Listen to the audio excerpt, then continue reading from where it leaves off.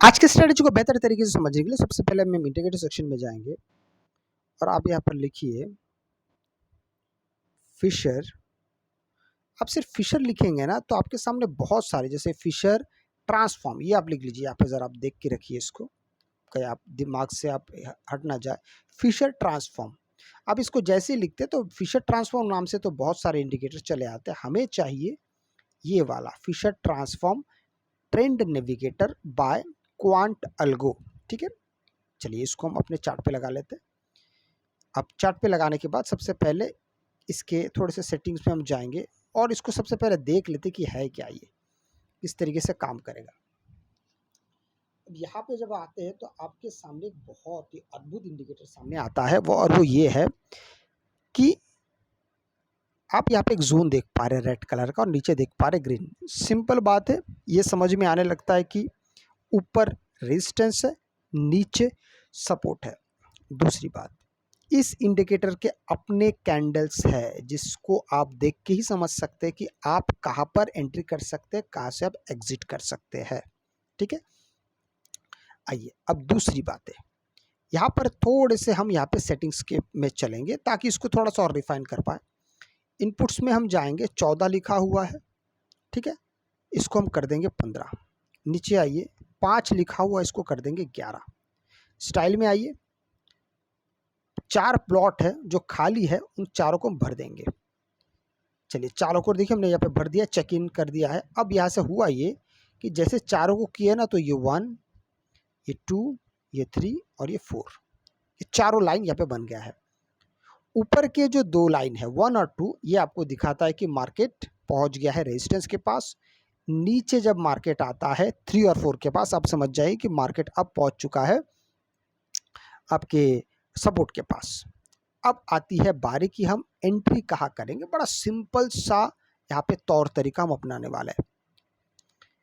जब आप देखेंगे कि या तो लाइन 4 के नीचे मार्केट चला आया या लाइन 1 के ऊपर मार्केट चला गया, इसी से हमें समझ में आ जाएगा कि मार्केट अब या तो ओवरबॉट है या तो ओवरसोल्ड है।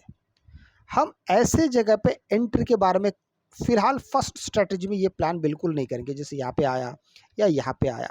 हम यहाँ पे कॉल पुट के बारे में कुछ विचार नहीं करेंगे। हम सिर्फ और सिर्फ विचार करेंगे जब मार्केट आपको इस तरीके से ओवरबॉट दिखाई दे। चलिए इसको थोड़ा सा चेक कर लेते हैं, नीचे आते हैं। अब जैसे नीचे आते तो यहाँ पे देखिए, इसको मैं थोड़ा सा हटा देता हूँ। अब देखिए आप यहाँ पे इस जगह को आप देखिए, ये ओवरबॉट पे आया है। इस जगह को देखिए, यहाँ से मार्केट धीरे धीरे करके नीचे चला आया। ठीक है, अब जैसे ही नीचे आता तो आपको समझ में आने लगता है कि मार्केट आपके हिसाब से काम कर रहा है। चलिए ये तो पुट साइड का हो गया, कॉल साइड का देखते हैं। आपको याद है कौन सा वाला, जब तक मार्केट या तो ओवरबॉट नहीं होता या ओवरसोल्ड नहीं होता। इस जगह को देखिए, यहाँ पे देखिए मार्केट ये 4th लाइन को भी क्रॉस करके यहाँ पे चला है, नीचे चला है। इस जगह को देखिए, अब यहीं से फिर मार्केट ऊपर चला गया। देखा आपने कि किस तरीके से ये जो फिश ट्रांसफॉर्म इंडिकेटर है वो बिल्कुल आपके प्राइस के साथ साथ चल रहा है। पर इसका कतई ये मतलब नहीं है कि आपका एसएल कभी हिट नहीं हो सकता, वो तो होंगे ही, वो आपके स्ट्रेटजी का हिस्सा है, वो होंगे ही। तो फिर हमें किस तरीके से एंटर के बारे में सोचना चाहिए, हमको किस तरीके से एग्जिट के बारे में सोचना चाहिए। ठीक है, आइए मैं उस बारे में थोड़ा सा आपसे बात कर लेता हूँ। हमारा सबसे पहला जो नियम जो मैंने आपको कहा कि मार्केट जैसे ही या तो ओवरबॉट ओवरसोल्ड पहुंच जाएगा, आपको वहाँ से एंट्री करनी है। ये हो गया पहला नियम नंबर 1।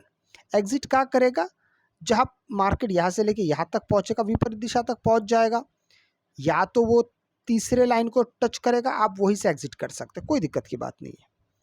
ये हो गया है हमारा एंट्री करने के बाद और एग्जिट करने के बाद। सो सब जो महत्वपूर्ण बात है उस बात को ज़रा समझ लीजिए, और वो ये है कि आप एक टारगेट लेके आइए।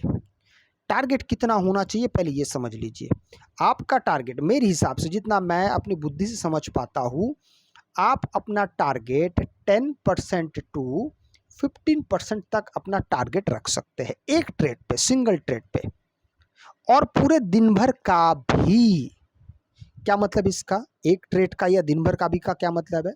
मान लीजिए आपने एक ट्रेड लिया और उसमें आपको 10% का मुनाफा हो गया। अब आप उस दिन और मत आइए, वो इसलिए क्योंकि हो सकता है कि आपने 10% का मुनाफा किया, अगले पल आपने और 10% का मुनाफा किया, लेकिन इसके बाद फिर एसएल हिट होना शुरू हो गया। तो आप लगातार 4-5 एंट्री करने के बावजूद भी आप शुरुआत में जहां 10% पे बने हुए थे वहां तक आप नहीं पहुंच पा रहे। अब आप ब्रेक इवन पे आ गए, आप सोच रहे कि बस जितना इन्वेस्ट किया है उतना ही मिल जाए, रेड में ना निकलूं, यही बहुत है। इसीलिए मैं कह रहा हूं शुरुआत में अगर आपका 10% बन जाता है बाहर निकल जाइए, अगले दिन आइए, हो सकता है पहला वाला माइनस चला जाए, हो सकता है अगला, फिर आप अगला ट्रेड ले सकते हैं, फिर अगला ट्रेड, जैसे ही आपका 10% बन जाता है आप बाहर निकल जाइए और मत आइए। क्योंकि ये 1 मिनट टाइम फ्रेम पे होने के चलते आपको कई बार होता है कि बड़े ट्रेड्स मिलते हैं। जैसे कि मान लीजिए यहाँ पे आप मान लीजिए यहाँ पे एंट्री की और यहाँ तक आपका ट्रेड बन रहा है, आप ध्यान से देखिए ये यहाँ पे जाके पहुंच रहा है। तो ऐसे वक्त में कई बार होता है कि आपका एक बार में बहुत अच्छा परसेंटेज बन जाता है, उसी को संभाल के घर तक ले जाइए और अपना टारगेट छोटा रखिए, तो दिन भर में आपका टारगेट तो पूरा हो ही जाएगा। बस इतनी सी बात समझने के लिए लोगों को सालों लग जाते हैं। अगर आपको वीडियो अच्छा लगे तो लाइक शेयर सब्सक्राइब जरूर कीजिएगा। आपसे मैं अगले वीडियो मिलता है, तब तक के लिए जय हिंद।